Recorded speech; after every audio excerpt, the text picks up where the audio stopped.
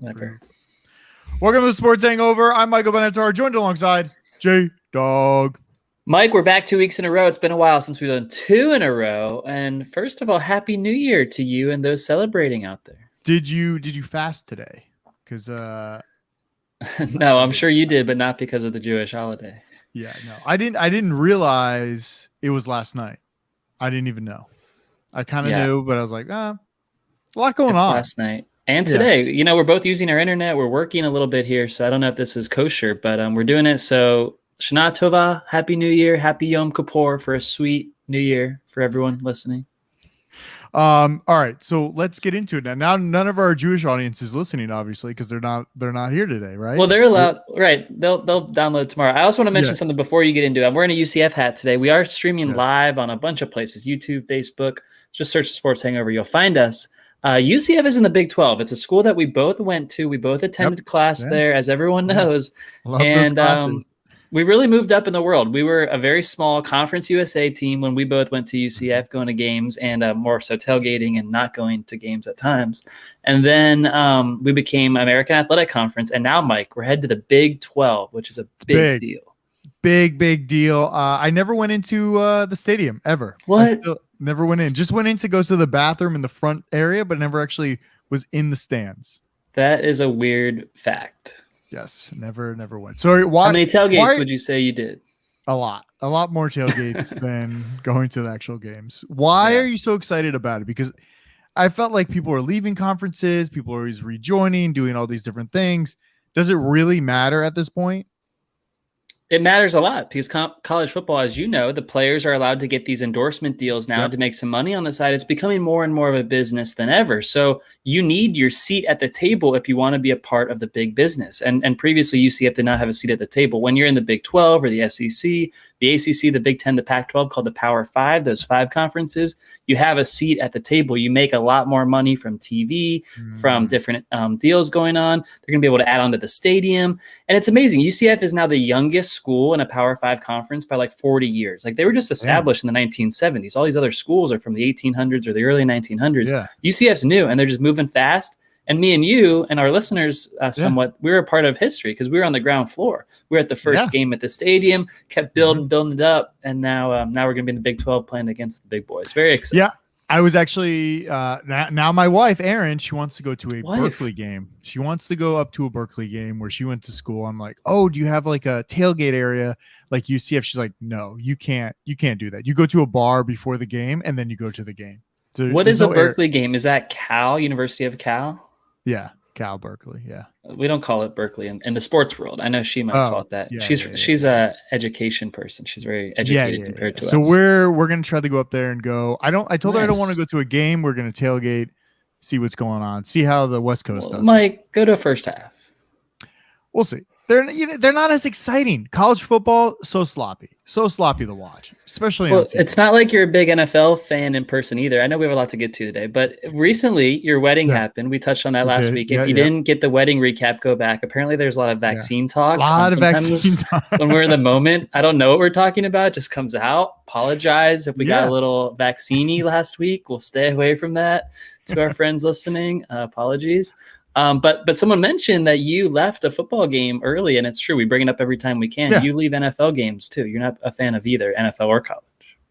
Yeah, there's something about just being in the stand. Like it's fun. The excitement is better to tailgate, and then you go in, and you're just fucking stuck there on uncomfortable chairs watching a game. You have to be so drunk to truly enjoy that much time out in the hot sun watching a football game. You could be watching inside with our boy Scott Harrison, right? Scott. Scott Hansen. Scott Hansen. Sometimes I get him mixed up with Chris Hansen, the guy that used to catch pedophiles. That's way back. I was thinking the old host of The Bachelor was also named that, but he got canceled too. He got canceled too. But yeah, it's just like you sit inside. You got 7 hours of nonstop football on all these different screens. It's so comfortable. I get to eat. I get to go to the bathroom. But yeah, I enjoy it. I mean, I know you enjoy it too. I know you enjoy being at home.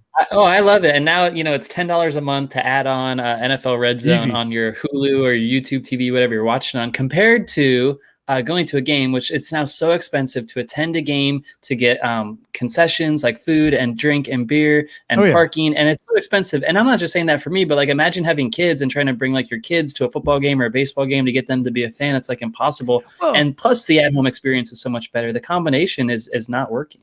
I was going to say MLB, much easier and cheaper to go to a game if you really want to go to a game. Like I'm sure there's nights where you can go to a Dodgers game for like $30.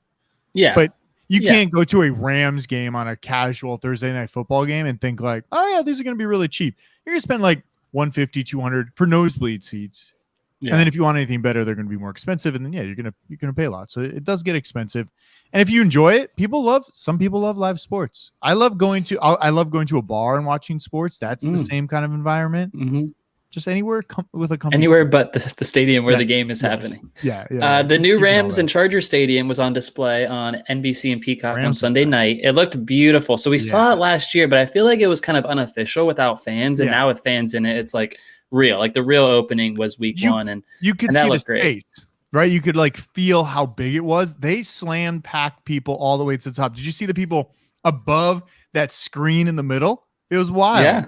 Yeah, there's a lot. That screen was sick. Like Dallas has a good screen, but this one wraps all the way around. You got to check it out. So I think we should go to a game. I'll be in California for a while. Maybe I'll come up to LA for a Sunday and we'll test these theories about in-game, in-person. Maybe we just tailgate. And see how it goes. It looks like a great tailgating area. It's in Inglewood near the airport. Is that a great tailgating area? Well, it looks like they built a great tailgating area. It looks like there's a nice overhang, like a fountain, like indoor, water. Outdoor. You know the pond in front? They named it after Philip Rivers. It's Rivers Lake. Really? Yeah, because the whole stadium. But he doesn't play there. The whole stadium is like made for the Rams. The Rams, the top of it almost looks like the Rams logo. Like everything's for the Rams. For the Chargers. So the Chargers get like the little river out there, the little whatever Rivers Pond. But he's not even their guy. Like he could come out of retirement for another team, and then it's still not their guy, which would be so perfect for the Chargers in LA. No one. They were his guy for a while. Yeah. All right. What do you want to get into? Good uniforms. I have a few facts to start with. Some week 1 facts. Okay. All right. We do have a bullshit or believe coming, but we're not there yet, so don't play it yet. Not there. Just want people to know the sound bites coming. We got the soundboard. Yes. These are a few fun facts that we've acquired throughout the week that I think that people should know about. The first one. Yeah. Did you know? Yeah. Derrick Henry and Donald Trump are the exact same size, 6'3", 245. Thoughts on that? I saw that meme. It's almost unbelievable because the way Derrick Henry looks next to people looks like he's a monster. And when Trump stands next to people, he looks out of shape. And I mean, he is out of shape, but that 200 and whatever pounds really sets differently on two different bodies. It really does. I think Trump might outlive Derrick Henry because, he has the theory, preserve energy, because you only have a certain amount of energy in your life. Yeah. So, Derrick Henry's using a lot of energy, especially on Sunday when he was getting hit in the backfield a lot more than he's used to. So listen, I think Trump might get him. At the rate you're going, Jeremy, our Canadian friend's going to think you're super right wing on this podcast. Well, I'm trying to make up for last week. Try to balance it out. Here's another fact for you. Aaron Rodgers and all of this is courtesy of our friends, sometimes listeners who have sent in fun facts. People in Colorado, if you're listening, people in Austin. We have friends all over, listeners that are sending in these facts. Aaron Rodgers, if he threw an incompletion on every drop back pass last week against the Saints, his quarterback rating would have been 39.6, which is terrible. Instead, he played the whole game trying to make completions, and his quarterback rating was 32.8, 7 points lower than if he threw an incompletion every time. That was a debacle. I sent that meme into the group. Oh, that was a friend in LA. I'm not a big fan of Aaron Rodgers, and this is just proving my point even more. I'm sure we have a lot more to get into. I have a little bullshit or believe on Aaron Rodgers, but this is just the icing on a cake for me with Aaron Rodgers. Well, obviously I'm an Aaron Rodgers defender, so let's push that to the end of the show, and maybe you'll forget about it. My last fact before we get into whatever you want to cover here is the 4 quarterbacks from the 2020 draft who started on Sunday. We finally got to see them all. It's Joe Burrow, Tua, Justin Herbert, Jalen Hurts. They went 4-0, and it's something to look out for where this changing of the guard in the NFL, Breeze is gone, Big Ben doesn't look good anymore. These young guys might be ready to replace him sooner than we thought. The top 3 wideouts from this year who play with 3 of those quarterbacks, it's Jamar Chase with Joe Burrow, it's Jalen Waddle with Tua, it's Devontae Smith with Jalen Hurts. By the way, they all played in college with him too, which makes it interesting. They all caught touchdown passes and won in their NFL debuts. So the youth movement is upon us. I think those are some studly quarterback receiver combos to keep an eye on. All right, let's do what do you want to do? Some bull. I didn't have anything to say. I think it's I think the way it's almost like we're overreacting to the quarterbacks and their wide receivers. It's almost too much. Like I don't even have anything to say because it's like, okay, good. Jamar Chase can finally see the ball and catch a ball. Like, congratulations, you can see an NFL ball. Well, maybe we should react to the training camp reports that were calling out some of these people like Jamar Chase. And we laughed last week on the show that he couldn't see the ball with the stripes and it was a different size. Maybe these reporters are bullshit out at training camp and we need to judge them by what they do on the field on Sundays. Now, I know there was a lot of like hype and like weird things going on behind the scenes, but I want to see what's going on next week because I don't know who Cincinnati's playing this week. I'm not sure. I might have it here, but whoever Cincinnati's playing, I want to see if they're the real deal because whatever Minnesota did last week, they played Minnesota, right? I'm thinking of the right game. Yeah. Minnesota was absolutely terrible last week. You can't lose that game at Cincinnati. No, I heard something was going on in the locker room. I heard the coaches were like, talking to Kirk, like I don't know what's happening over there. But what were you hearing? I want to hear. I don't know. I was like listening to these podcasts. I was listening to a podcast with like an offensive lineman. It's a pretty bad podcast, but I feel like he's in the know with the NFL. So I listened to Schwartz? It. No, some other Mitchell guy. Schwartz. No. Some Ross something. Tucker. Yeah. So I listen to him. I hate him. I hate everything he says. He doesn't really like listen. I hate listening to him, but I people feel like do that to us too. Yeah, I'm sure they do. And I think there's like nuggets of information that you can grab from this guy I hate listening to. And what was weird is I heard that come through and it sounded interesting because I think that's a big part of it. Kirk Cousins isn't good. And if you're talking down to him, I feel like he's got to be mentally there. You know, the 1 o'clock theory where he has to start at 1 o'clock at home, where he's always usually good, stuff like that. We don't talk about him being one of the COVID quarterbacks, so we'll save that for last week's show. But I think you're right. They drafted a quarterback, Kellen Mond from Texas A&M, who should replace him at some point this year if he keeps playing like that. You want to do bullshit or believe? Let's do it. All right, here we go. We got the sound. Bullshit or believe time. Bullshit or believe time. Bullshit or believe. All right, do you want to do your bullshit first, and we'll go back and forth? Why don't you start with your bullshit? Because it sounds like you're calling out my quarterback and your bullshit. Well, yeah, we can start with Aaron Rodgers. Bullshit or believe, is Aaron Rodgers washed up? I'm just throwing it to you. There was also a report by Jermichael Finley, his former tight end, saying that his work ethic is not there, and you can see it right through his helmet. His face says everything, and I agree. He's turning into Jay Cutler. Basically, what is Jermichael Finley doing? Jermichael Finley was relevant for like 3 weeks, like 7 years ago, and now the guy's commenting on his quarterback. It's like what if a former guest on our show who came on one time and was terrible and what didn't make the grade to come back, like talk shit about us 7 years later? Like it's just ridiculous when you think about the context of that. I love it. I think Aaron Rodgers obviously let a lot of distractions in this offseason, the way he was commenting about it, the way it was out there. And maybe it was or wasn't his intent, but it became the Aaron Rodgers offseason. So now it's on him. It's on his shoulders. And I think he knows that. And that's a lot to bear. I think their whole team played a bad game. I think their defense should never give up 38 points to Jameis Winston. I think Aaron Jones needs more than 6 touches. I think there's a lot of issues across the coaching staff and the players, and it's not just Aaron, but it's squarely on his shoulders. If they have a bad year, you need to look directly at Aaron. And I'm an Aaron Rodgers fan saying that. That being said, they have a great bounce back game against the Lions on Monday Night Football. They should win the game like 38-3, like they just lost the last one. Rodgers should have a big game, and they'll be 1-1 and moving on. So I think it's fine. So here's a theory. What if he's just doing this so they can possibly trade him midseason, or just so they can deal him? Like, oh, you're not a good fit anymore. Just like maybe he's making this narrative so it's easy for the team to get rid of him, because it does seem really weird. Usually he's like all like hyped up at conferences and everything. He looked terrible in that press conference. I mean, there's memes all around him. I saw one. It was like, it looks like Nicolas Cage playing Aaron Rodgers in a Tom Brady movie or something like that. Like he looked really bad. Slick back hair, really rugged, not looking good. I don't know what's going on. I'm not. He doesn't look good, but I'm not going to judge him just because he looks like he's aging on Okay. that. I All think right. from a quarterback perspective, I think Okay. he's fine. I Okay. I don't think there's an issue. Is he tanking? To go back to your point, are they tanking midseason? Yes. That would be epic for him to like tank the franchise and for him to visibly play bad. Would a team like still trade draft picks to make it worth it midseason? We don't know that. It's his last season there, so I guess it could go south quick if this happens a few more weeks. Take out the Lions because there's no way they're losing that game. But look at weeks 3, 4, and 5. If they're 1-4 or 2-3 and the wheels are coming off, it could come off really bad because we all know he's not coming back next year anyway. Do you think this is almost like him saying like goodbye to the Packers, because this might be good for the Packers if they're actually in last place, then they get a first round pick.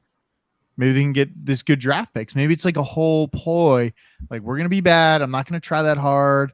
Right. I don't know. There's got to be something else there because this is not normal. I was going to say, imagine I went away for the summer. I went 3 months. You didn't hear from me. I just went on like a sabbatical. That happened, right? Yeah. I went away for 3 months. I come back. I got long hair. I look a little cracked out. I'm not enthusiastic about anything anymore. You'd be like, what's going on? What's going on, Mike? Something's going on. That's what we're looking at Aaron Rodgers right now. He literally left. He got married, went to Hawaii with like another celebrity couple, and now he doesn't care. Doesn't care anymore. I'm just saying. Just watch out. I'm definitely you're right. betting. I'm not discounting what you're saying, and I think you're right. And you come from an expert lane on the staying young, on the maintaining your energy and focus, and you're identifying that he doesn't have that, which is a big red flag. I agree.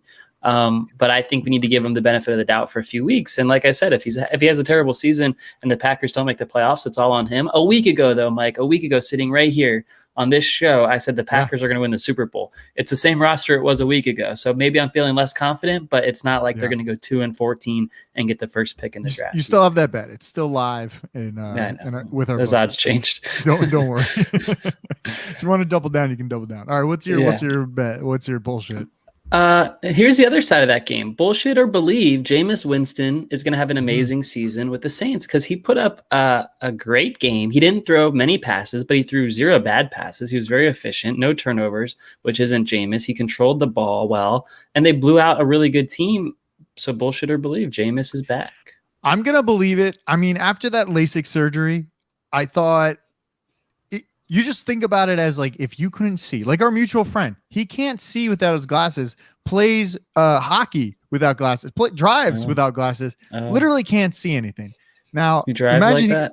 He drives like it's pretty bad. It's kind of scary. Like, what color's the light?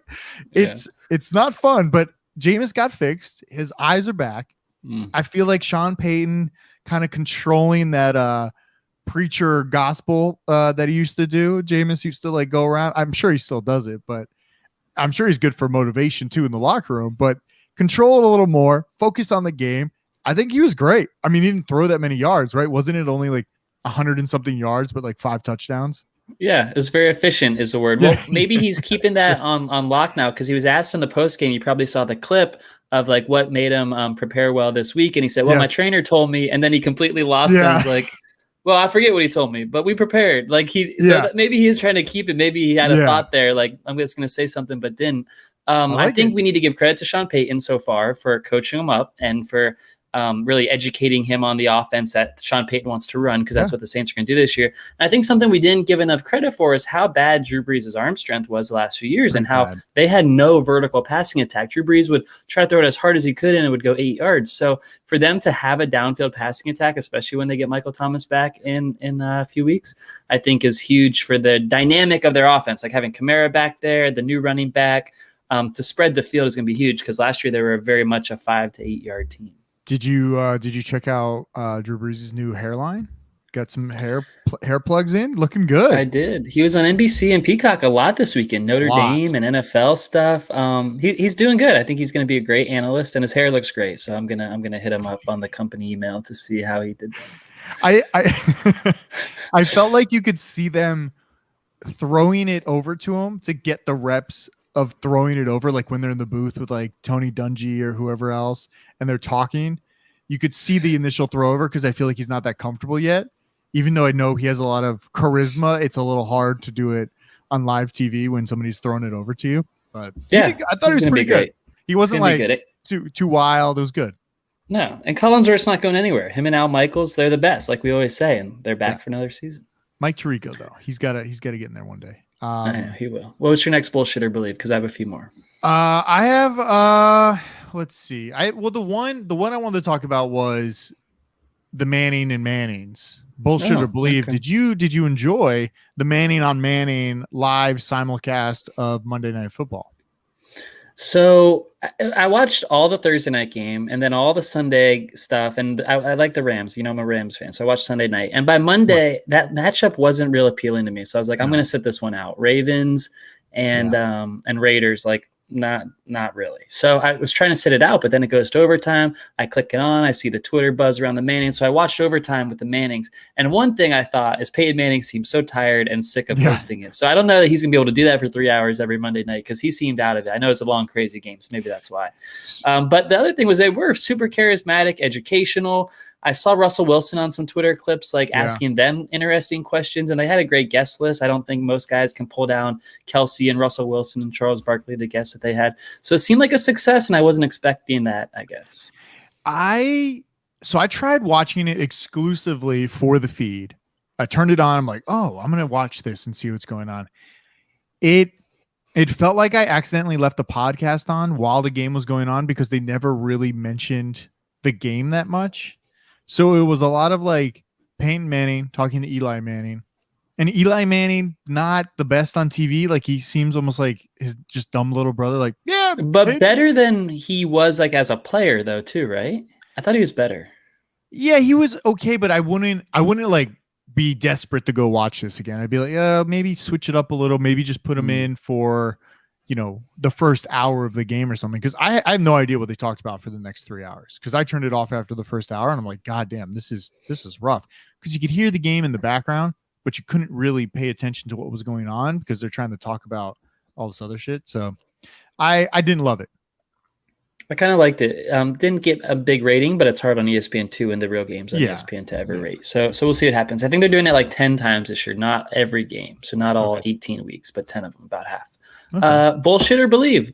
Mac Jones, who looked very good for the Patriots. Very good. Way too good. He was converting every third down. I don't know how the Patriots didn't win that game, but you're lucky that they didn't, and so was I. So bullshit or believe, Mac Jones will win multiple Super Bowls for the Patriots. I believe it. I feel like you just know when somebody comes out like Herbert, like he looks really good, solid. He just comes out and is like super confident. Mac Jones look ultra confident in there. It looks like it was his second year playing, just like, oh yeah, I'll go over here. No one like scrambling, no worry, just the calm of knowing that he can throw the ball away. I don't know if we can say the same for Tua, but I think it was they still won the game. But Mac Jones looks good. Mac Jones looked really good. He looked better than Tua. He looked better than most quarterbacks in the league. And it was his first game. He's only started in college for 1 year. Tua played there the year before. So he only has 1 year of college football experience at a high level over high school. And he's out there slinging 3rd and 8s for the New England Patriots on the field that Tom Brady and Bill Belichick built. It was insane to me to see it. It bothers me. I knew it since draft night when he went strutting down with that famous walk that he has. With the shirt off? Awkward goober. Yeah, he's so much like Brady in every way. Just he almost looks like a young Brady, kind of just unathletic, but accurate, the leader. I don't know if you heard him after the game. He played a great game because I watched the whole thing. And after the game, he was so upset that they lost the game. He's like, whatever I did, it doesn't matter. I wasn't good enough. I need to get better. Damn. So he's speaking like Belichick already. It's just incredible how Brady like he is. And it bothers me. It should bother the whole NFL. I was texting our mutual friend during it. He's a fan of the Steelers, so he's seen the Brady years up close as well. And it's like, Mac Jones is already a problem, and they haven't even recovered from Brady. Like, why couldn't Cam Newton start for a few more years so we had a few years of their offense not moving the ball? That's a dicey move, texting our mutual friend during the Pittsburgh game when they were not looking good in the first quarter of that game. I know. I guess I don't have a bullshit or believe. Do you have a thought on Josh Allen, your boy? Josh Allen, it was a weird game. I didn't understand what was happening because I was on red zone, so it was like kind of going back and forth. 1 second they're up, next second Pittsburgh's coming back and winning. I didn't get a full watch on that one. I felt like I watched more of the Mac Jones because I also had I had these two monitors here. I was putting up whatever local game I could get or whatever. So I was watching a few, screens everywhere. I'm betting against Josh Allen this week. So if that tells you anything. So you're fading Josh. We'll get to your best bets in a second. I have one more bullshit or believe. All right, give it to me. This one says, bullshit or believe, Mike is ready to give Dak Prescott props for what he did on Thursday night. No. We will see how he does this week. I am. What do you mean no? I can't give it to him yet. I just don't believe it. I don't know why I can't believe Dak. He did look good slinging the ball. Very, very the way he slung the ball it was too easy. Oh yeah, I'll just pass it over there. Looked great. I don't know how long this can last. Zeke didn't look very good. So I don't know if they can continue just slinging the ball around. They got to run a little, and Zeke did not look good. Zeke should be fine. Their offensive line was missing their big-time guard who will be back to help run block. I think you're right. He was zinging the ball, and he was so accurate. He was more accurate, just like Brady. And we might talk about Brady in your best bets. But Brady and Dak put on a show on Thursday night. It was now a week ago. And Dak was so good. He was coming off a broken leg and a messed up shoulder. And to look that good and that fresh, he's taking hits and everything. Yeah, you look good. We'll see. I mean, I may or may not be taking Dak this week against Chargers, so we'll see. Let's get to the best bets. All right, let's do some best bets. Where do you want to? You got a bumper for that? I used to. Listen, the iPad. Got something for it. Let's see. We have guessed that tweet. Little NBA news. We got to making money. Money. No, it's not here. It's not here. I got to add it in. What do you mean? It's not here. It's not here. Whoops, I'm recording something. All right. All right. So best bets. I'm taking Buffalo. I'm taking Miami at home +3.5 against Buffalo. Divisional dog. This is our trend. We like betting divisional dogs. Coming in there, divisional dog. I feel like Miami's defense is pretty good, maybe comparable to Steelers. Josh Allen didn't look great.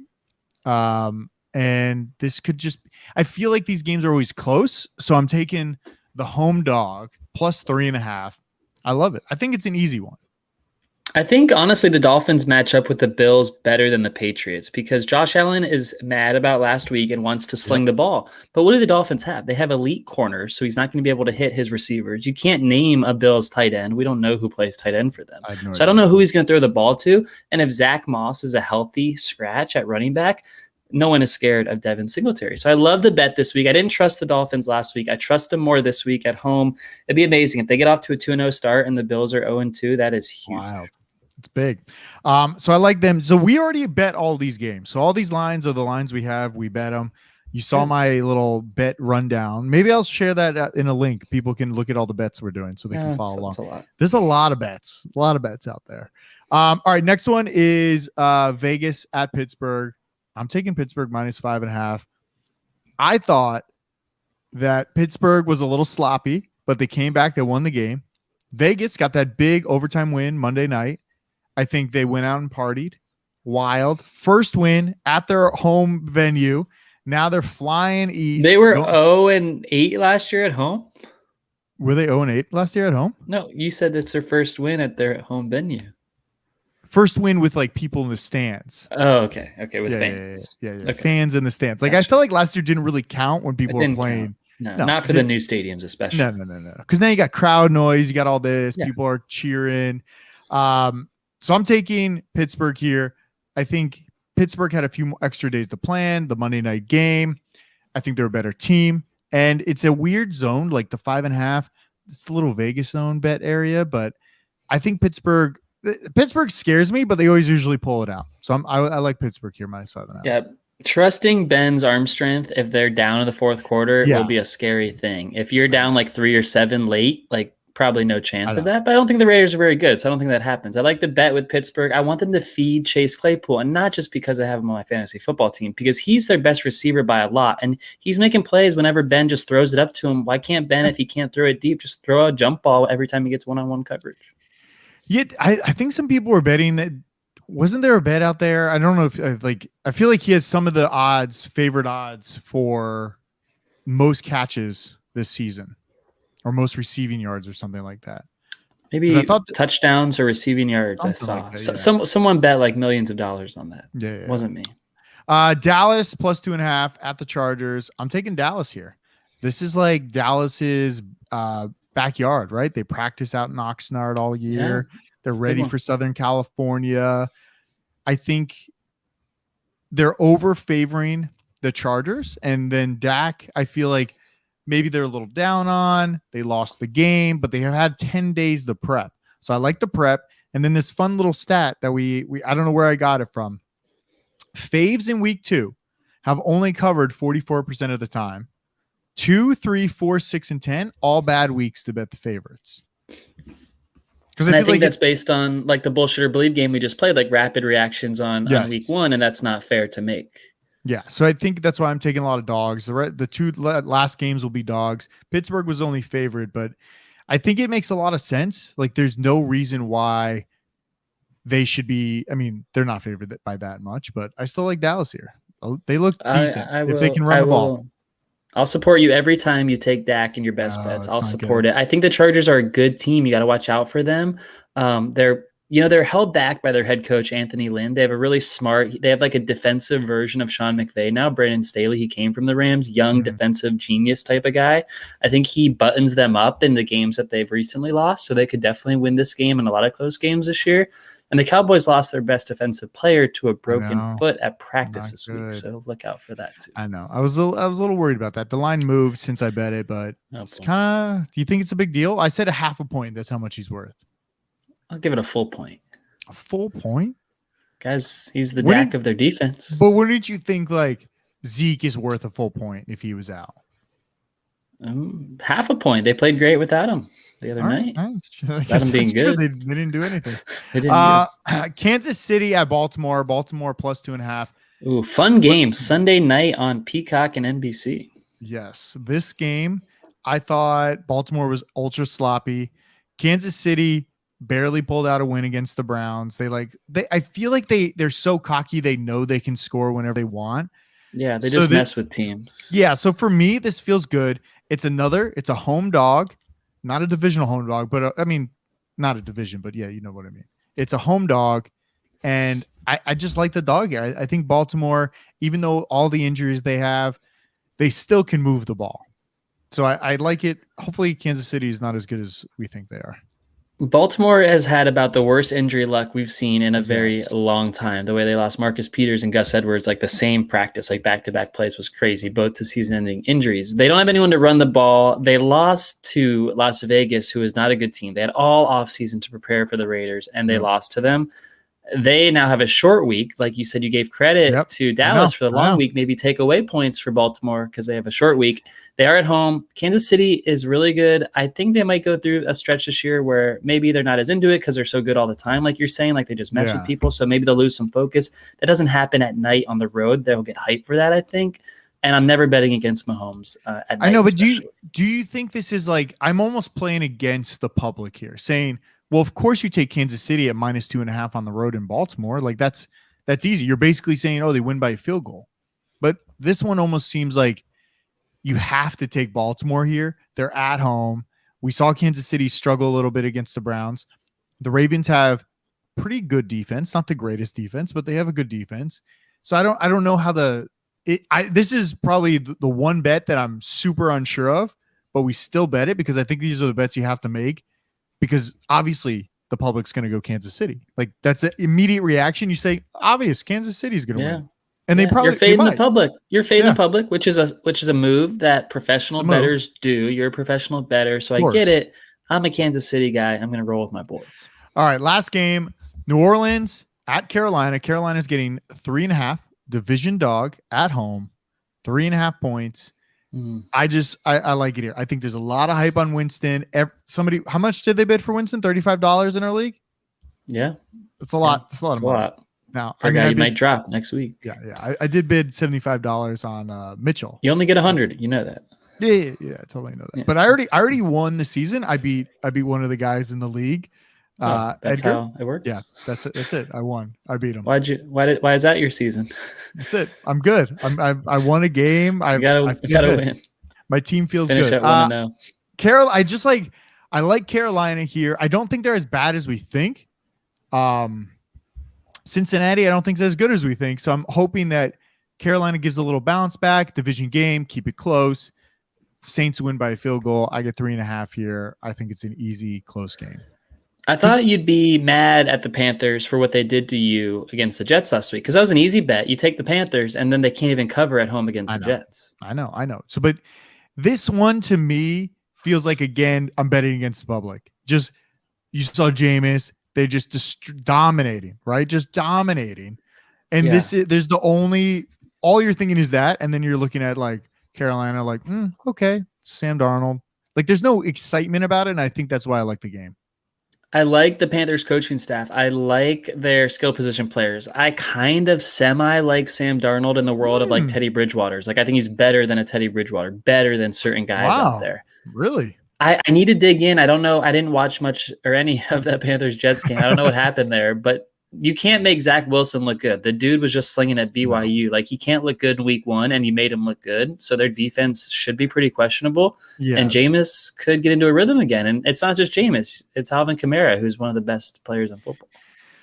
I know that worries me as well. There's a lot really of worry when I just said that. There's a lot of worry for sure. I think you may have changed them. Are you sure you put those bets in? So if you thought about the game, do you really think that Carolina, so we're saying that home field advantage is normally 3, right? You get the crowd noise back. It's 3, maybe 2.5. But now you're saying technically you're giving them almost 7 points at home because that's how much you don't think of them. So are the Saints 7 points better, or are they more equal to them right off? Like beginning of the season, you don't even have to go first game. Like what are your initial reactions? It's going Saints, right? Yeah, and you wouldn't think the Saints are as good as they were until they did what they did to the Packers. But was that the Packers not showing up? Was that the Saints being good? We just don't know, and that's why week 2 is such a sketchy betting week, and so will week 3 until we kind of have better, like, longer reads on these teams. But for now, we don't know. I would have taken the Panthers in this bet before I saw them with the Jets. I think the Jets will pick first in this NFL draft. I think they'll be worse than the Texans and the Jaguars and every other bad team out there. So I'm concerned why the Panthers didn't play better. But you can still win the bet. I just don't love it this week. Okay, good. Yeah, I don't love it either. I'll let you know how it goes. Okay. That's all we got. You got anything else? No. Did you have a big dick energy? No. Didn't have it. I was just testing out the soundboard before. Just test. We'll play it. Just play it. Okay. Go ahead. I got it. The iPad goes to sleep, saving batteries. We're there. You'll bring it. Big dick energy. Winner of the week. You know what? This wasn't planned. I was going to give one. You want to give it to me? No, I was going to give Drew Brees for his hair. Why? Big dick energy. I feel like, that's powerful. You come back after like slightly receding and all of a sudden you got a new hairline. That's some big dick energy, I think. I think you're just motivating me to do that myself. I'm going to do a show for like 6 years with a hat on, and one day I'm going to take my hat off. I'm going to have a full head I love of hair. it. Just what? My big dick energy is Jalen Hurts. I just thought of this. We didn't cover the Eagles much. People are doubting him, saying the Eagles are going to be bad, saying go trade for Deshaun Watson, whatever else is going to happen there.